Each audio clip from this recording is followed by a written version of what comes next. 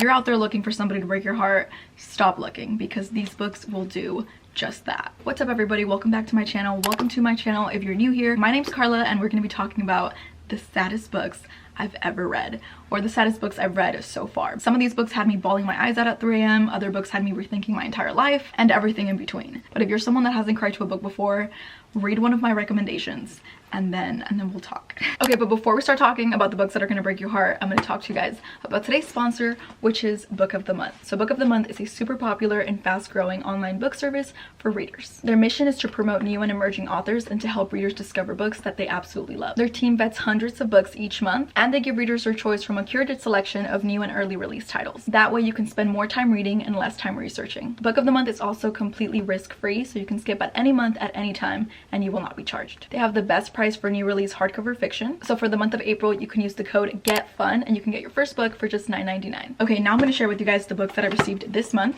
starting with the one in the famous blue box. Okay, so this one's called The Good Left Undone. Okay, the next one is True Biz by Sarah Novick. Then we have Like a Sister by Kelly Garrett. Then we have this book, which is absolutely beautiful, and this one's called Kaiki. Lastly, we have Bittersweet, How Sorrow and Longing Make Us Whole by Susan Cain. Once again, you guys know how much I love Book of the Month, so thank you so much to them for sponsoring this video, and let's get started with this video. Okay, so call me crazy, but I ended up making categories for the books because I just feel like not all of them are the same, like not all of them are the same amount of sad. So the categories are bawling, crying, and teary-eyed. So we have options. Okay, you know what? We're gonna start off with the category bawling. I feel like these books make the video, so we're gonna start off with this one. I don't think there's any other book I've talked about more on my channel than this book right here, and this is Seven Husbands of Evelyn Hugo. This is the first book I ever cried to. I feel like anybody that's a reader has read this book, but if you happen to be that last person on earth that hasn't read this book, you have to. You absolutely have to. This story covers the life of Evelyn Hugo. She basically is giving an interview when she's like 80 years old, and she's basically taking the reader throughout her entire life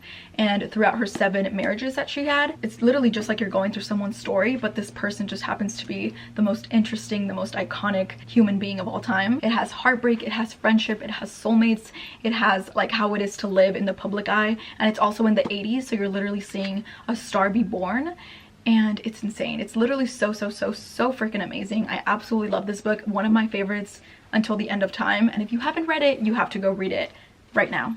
Or no, after you watch this video, then go read it. Okay, next book in the bawling category is another Taylor Jenkins Reid book, and this one is One True Loves. This one, I would say, is like the saddest book I've ever read, and the book that I've cried the hardest at. After I finished this book, I was like, okay, I will never be able to read this book again, because why would I put myself through that? But it's also a book that I never hesitate to recommend to people because it's so good. And I remember reading it and thinking like, I just could only wish and hope that I never ever have to go through what the main character went through. The story is about Emma, and it's how she marries her high school sweetheart. She finds this person that's her person, and they're so in love, and their story and how they like begin the relationship is so beautiful. So they get married, they're each other's high school sweetheart, they get married, and they're together for 9 years until one day he has to go on a work trip, and the helicopter he's on goes down over the Pacific Ocean. It goes missing, they can't find his body, he's basically presumed dead, and he's gone, literally just gone. And she has to cope with that, and she goes through this entire process of trying to find the love for life again, and she basically moves back to her hometown, and that is where she meets Sam. So Emma is now engaged to Sam, and she's completely in love with him. That is until she gets a call from Jesse that he is alive, and he's been like struggling and fighting and surviving for the last couple of years, trying to come back home to her. I mean, if you're just looking to feel something, and if you're just looking to cry for something, this is the book. Like, this is the book, and you will not regret it because it's so beautiful, and at the end of the day, love wins. So yeah. Okay, next book is another book that I've talked about on my channel a lot, and that is Reminders of Him by Colleen Hoover. I also remember finishing this story really late, so this was one of the books that had me bawling my eyes out at 3 a.m. I feel like the book definitely starts out in a sad situation just because of like the position that the main character is in, but the ending is just so beautiful, and it's the best possible outcome for how, you know, the situation is. So something really horrible and tragic happens at the beginning, and you go throughout the book seeing how the people that were affected by that and the characters that were affected by that, how they cope with it and how they keep going and how they find a reason to keep going. And it's so beautiful, and like everything at the end and how everything like symbolizes something, if you know what I'm talking about.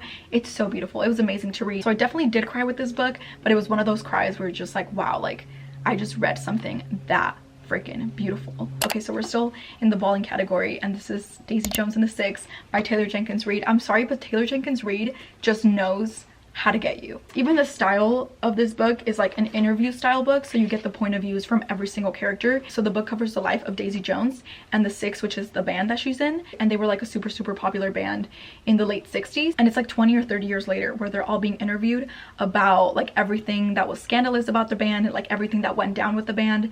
And it's like the same question for every single like band member for Daisy Jones, and you get to see how everybody's point of view is a little different. There is definitely like a love story in this book, but I just feel like the book itself is so complex, and there's so many different stories and so many things to get attached to, and it's beautiful. It's literally such a beautiful story. I feel like the ending was just so bittersweet, but I feel like Taylor Jenkins Reid does this thing with her endings where she doesn't give you like the ending you might want, she gives you the ending that just makes the most sense with the story. And I could honestly reread this book right now and probably cry just the same. Okay, so this is the last book in our bawling category, and this is All Your Perfects, again by Colleen Hoover. I would say this entire story is very heartbreaking. It's about a couple, and it takes you past and present, past being when the couple met, how the couple fell in love, everything that happened at the beginning of their relationship, and the present being how their relationship is falling apart, not because they don't love each other, but because life and circumstances that they're in just aren't working out in their favor. Something really beautiful with this book though is that because it is past and present, it's like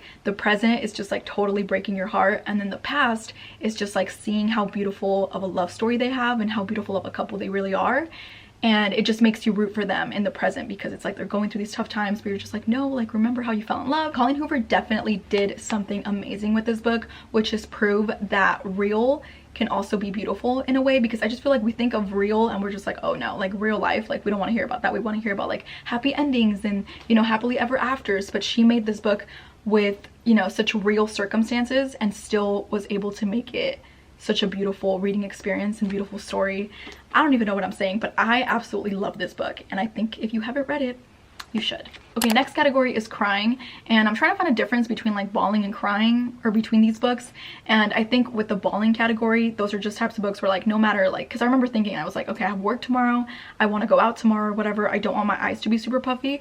But with those books, you just can't stop the tears, you know what I mean? Like the story's too good, the story's too sad. Versus with the crying category, it's more of like, okay, I'm shedding a couple tears, but I'm not gonna look totally disgusting tomorrow morning. Starting with a book I just actually finished recently, and it has now become one of my all-time favorite books. Surprise, surprise, it's by Taylor Jenkins Reid, but this is Malibu Rising. I absolutely adored this book. From beginning to end, I was so like absorbed by this book. It's about 4 kids that grew up in Malibu. It's during the 80s, so it's so much cooler. It feels so much cooler. Everything about this book, it just makes you want to like jump in and be living where they're living. I feel like this is a book that carries so much depth and so much emotion, but in the most like casual way, you know what I mean? Because like you're in Malibu and there's like this house party in the book, and everything just feels so casual, but the way that it's described and the way that it's written, it just has so much depth. This book handles so much, but I think the main point for me was definitely how family is everything, and family are the people that are there for you always, but they're also the people that can break your heart the worst. And I already want to cry again, but this book is beautiful in every way. Absolutely every way. Okay, next I'm talking about The Song of Achilles. I feel like a lot of people have read this book. A lot of people know that if you read this book, be prepared to cry. And that's something I knew before I started reading it. I already knew it was gonna be a sad book. I feel like for me, it was like I was already anticipating to cry, so it prevented me from crying as hard as I would have. I don't know. I was definitely crying at the end of this from how beautiful something so sad was described. And that honestly doesn't happen with a lot of books. So if you're looking for a tragic yet beautiful story, this is it. Okay, and speaking of crying because something is really beautiful, that is exactly what this book is right here. This is, once again, Taylor Jenkins Reid, Maybe in Another Life. Words are not enough to describe this book because this book is just an entire feeling, I would say. Okay, the crazy thing about this book is that it basically takes you through 2 decisions that the main character makes and the outcomes of those decisions. The main character is put in this situation and she has 2 choices to make, and the book takes you through her life based on each decision, if that makes any sense. So every chapter you're going through what happens to her life after making either or of those decisions. But this book talks about destiny, and it talks about fate, and it talks about if something is meant to be, it will be. I wouldn't say this book is sad, but I do think that, you know, when you read something this beautiful, sometimes you have to shed a tear or two And that's exactly what I did.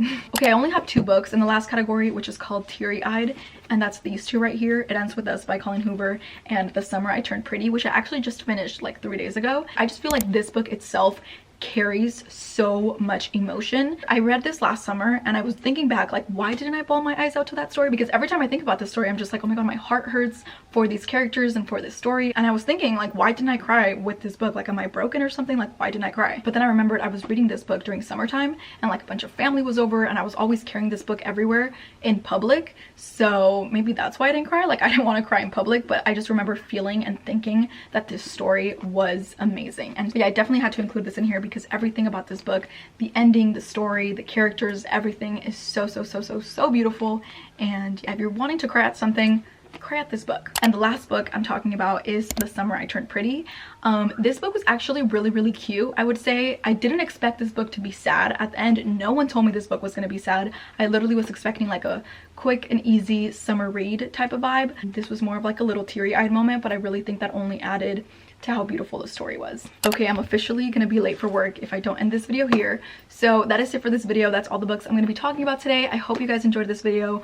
Once again, if you're new to my channel, don't forget to subscribe or go watch all of my other book videos, all of my other videos. And if you end up buying or end up reading any of the books I recommended, don't forget to tag me on Instagram because I love seeing you guys reading the books that I recommend. And yeah, I love you guys so much. Thank you guys so much for watching and I'll see you guys in my next video. Bye!